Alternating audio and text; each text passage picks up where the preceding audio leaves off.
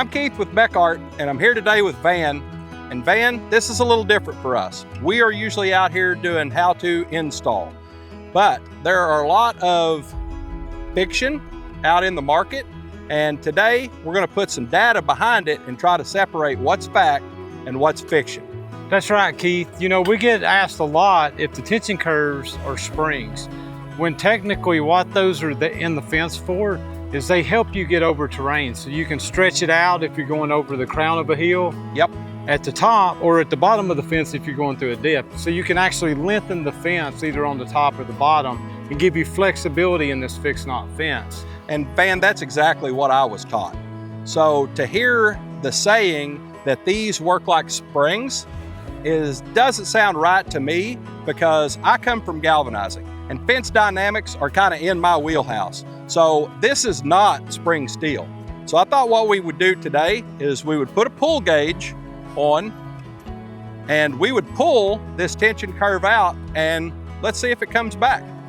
But we're going to track that and we're going to be as safe as we can. We've already reinforced our braces with some chain, and we've got our safety glasses on, our gloves, and we're going to watch at what kind of poundage we're actually pulling. I know this is 200 kpsi wire. Our average runs right around 200, 201. So I know that's going to break somewhere around 1,450 pounds, something like that. So we're going to watch it. So we'll get started here, guys, and we're going to pull this tension curve out and see if it comes back when we release the pressure. Okay, I would say, Van, we're probably about half right now, half of the tension curve.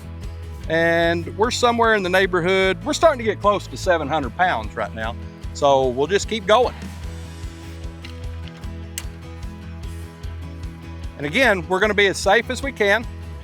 We're about just a little bit shy of 900 pounds. So we're getting up there. That is over 1,000 pounds, Van. And the tension curves are still in there. Just a little bit. See if you get one more, what happens.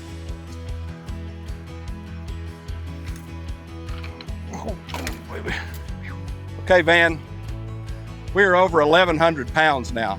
So we know that this fence is going to start breaking around 1,400, 1,450, and just about all of the tension curve is gone.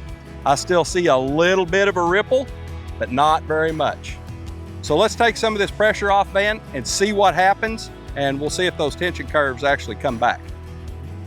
You may have to help me on this. I will. Don't let go. Okay.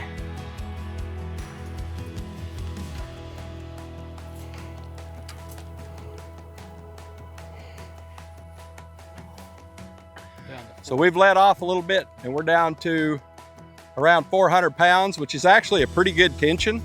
And they didn't come back. They're still gone. Yep. They're right about where they were.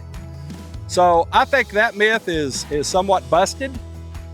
I would say that the elasticity in the steel is what is doing the heating, contracting, the movement, not the tension curves.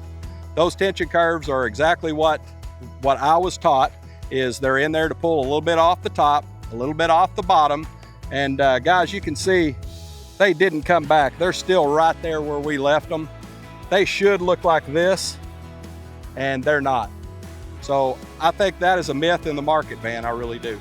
I do too, and so that goes to show if you take impact on that fence, you over tension that fence, that's where you're not going to get that rebound back. If something runs into it, it's not going to spring and come back. So great little test. We try to put data behind everything we do. As you can see, we're actually at the Bekaert facility today, and we've got braces built everywhere. We've got fence lines built everywhere. We do a lot of testing, Van. I do a lot with the plant guys, and I think we can just chalk this one up as that spring back and forth that you're seeing is actually the grain structure of the steel. And we also proved another fact. We took that fence to 1,100 plus pounds and pulled all the tension curve out. There was only about 300, 350 pounds of load left in that fence. Like you said, if it would have took an impact, that fence could have blown apart. Yep, exactly. So guys, thanks for watching. You can check out these videos, all of our videos at fencing.bekaert.com. And remember, when it comes time to purchase your fencing products, remember Bekaert, made in the USA. Thanks for watching.